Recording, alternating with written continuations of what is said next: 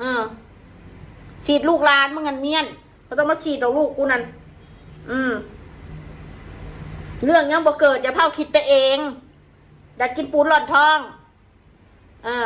แม่นมันสิไปอีกมันก็บ่เป็นยังดอกกูหู้แล้วมองมันไปจบไม่ต้องเอาอะไรเรื่องสิ่งที่กูย่านคือกูย่านม้ามันกัดในหมู่บ้านม้ามันหลายแค่นั้นเองนะโอ้โหพากันมาเว้าแบบขนาดนี้เลย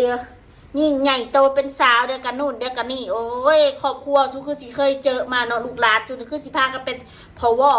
หาอมหัวไม่อยากเว้าเด้เนาะอย่ามันตันหน่อต่อสุนะไม่อยากเว้าเฮ้กูไม่อยากใส่เฮ้คำหยาบคายนี่แม่มันหยาบคายอีพวกมึงนะก็หยาบคายพวกมึงนะเกินคำของมนุษย์คิดได้จังไหนกูสามตัวไหนสู้เอาสมองส่วนใดคิดด่าเด็กน้อยอายุ6 ขวบ 7 ขวบนี่นะสู้สมองส่วนไหน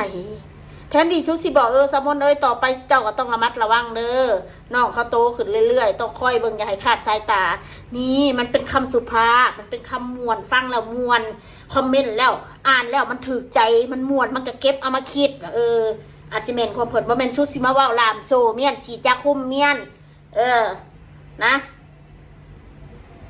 ต่อให้บอกฉีดยาคุมถึงเวลามันก็มีลูกมีผัวคนเฮานะมันบ่เต็มมันเป็นบ้าอันมึงพูดเต็มผัดว่าสักคนบ้าบอกคนเต็มภาษาได้ว่าสักคนบ้าบอกอีผู้ดีอีผู้ลากมากดีพวกมึงนั่นสุดเต็มบ่สุน่ะฮีมอยยังแคบฮีคือสิทากันดำคักเนาะคือสิพากันดำแล้วแคบนะแคบดำแห้งหรือว่าให้เด็กน้อยแคบขาวนะกูว่าร้อนไรเถอะอย่าเอาครอบครัวตัวเองมาด่าคนอื่นอย่าเอาบุคคลครอบครัวมึงลูกหลานมึงเคยเจอมาถึงจะฉีดยาคุมเมียนลูกมึงนั่นแล้วอย่ามาเปรียบเทียบกับลูกกู